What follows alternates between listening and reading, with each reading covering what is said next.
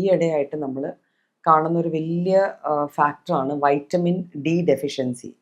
എനിക്ക് തോന്നുന്നു ഒരു 10 വർഷം മുമ്പ് വരെ വൈറ്റമിൻ ഡി എവിടെ നിന്ന് ലഭിക്കുന്നു അല്ലെങ്കിൽ വൈറ്റമിൻ ഡി എന്താണ് എന്ന് പുസ്തകങ്ങളിൽ മാത്രം പഠിക്കുന്ന ഒരു സംഭവമായിരുന്നു.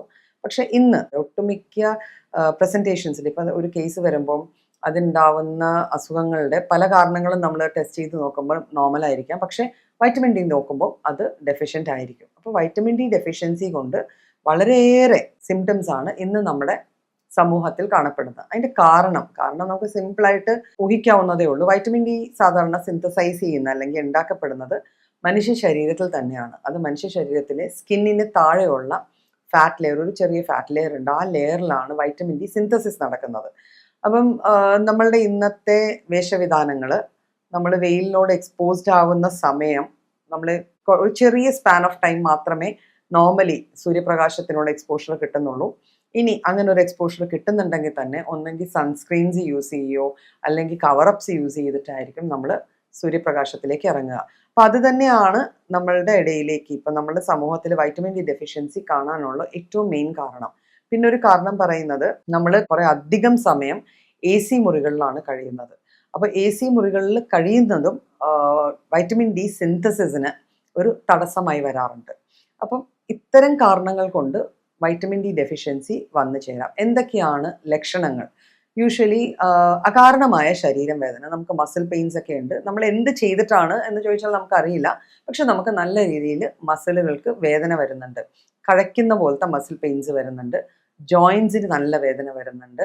നമ്മൾ വളരെ ഏറെ ഉപയോഗിക്കുന്ന ജോയിൻസ് മാത്രമല്ല, പലപ്പോഴും നമ്മൾ മിനിമൽ യൂസ് ചെയ്യുന്ന ജോയിൻസ് പോലും ഭയങ്കര വേദനയും ഒരു നീർക്കോള്, നീര് വീഴുക ഇത്തരത്തിൽ കാണപ്പെടുന്നുണ്ട്. പിന്നെ ഭയങ്കര ടയർഡ്നെസ്, ഒന്നും ചെയ്യാൻ ഒരു താല്പര്യമില്ലായ്മ, എപ്പോഴും ഉറക്കം തൂങ്ങിയിരിക്കുക, ഒരു കാര്യത്തിലേക്ക് കോൺസെൻട്രേറ്റ് ചെയ്യാൻ പറ്റാതെ വരിക, ഇതെല്ലാം വൈറ്റമിൻ ഡി ഡെഫിഷ്യൻസിയുടെ ലക്ഷണങ്ങളായിട്ട് കണക്ക് കൂട്ടാവുന്നതാണ്. പലപ്പോഴും ഇത്തരത്തിലുള്ള ലക്ഷണങ്ങൾ കണ്ട് നമ്മൾ ബാക്കിയുള്ള ബ്ലഡ് ടെസ്റ്റുകൾ ചെയ്ത് കഴിയുമ്പോൾ വേറെ ഒന്നും പ്രശ്നത്തിലല്ല, എല്ലാം ഓൾമോസ്റ്റ് നോർമൽ ആണെങ്കിൽ നമ്മൾ ചെക്ക് ചെയ്യുമ്പോൾ നമുക്കറിയാൻ പറ്റും വൈറ്റമിൻ ഡി നമുക്ക് കുറവാണോ അല്ലയോ.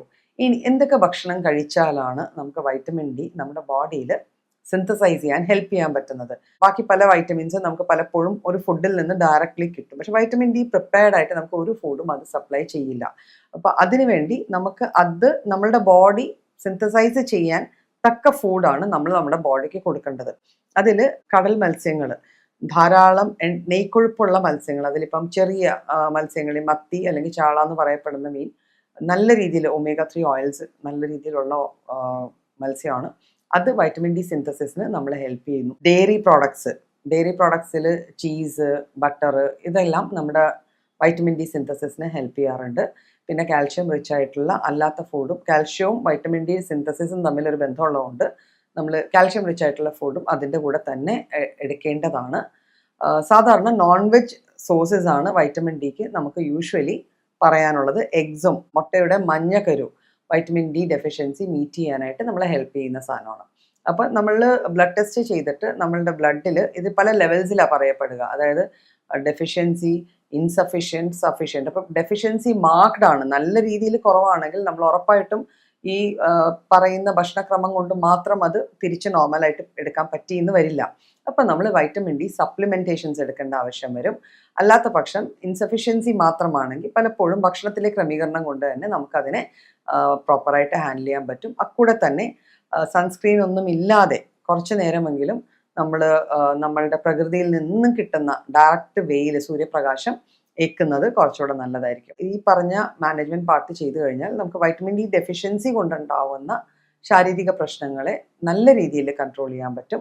പക്ഷേ ഒരിക്കലും ഈ ലക്ഷണങ്ങൾ കണ്ട ഉടനെ ഇത് വൈറ്റമിൻ ഡി ഡെഫിഷ്യൻസി ആയിരിക്കാം, അതുകൊണ്ട് ഞാൻ വൈറ്റമിൻ ഗുളിക മേടിച്ച് കഴിച്ചാൽ ഓക്കെ ആക്കാം എന്ന് ചിന്തിക്കരുത്. എപ്പോഴും നമ്മൾ മരുന്നുകൾ കഴിക്കുകയോ ഒരു അസുഖത്തിന് ഡയഗ്നോസ് ചെയ്യുകയോ ചെയ്യണമെങ്കിൽ ഒരു ഡോക്ടറിൻ്റെ നിർദ്ദേശപ്രകാരം മാത്രമേ അത് ചെയ്യാവൂ.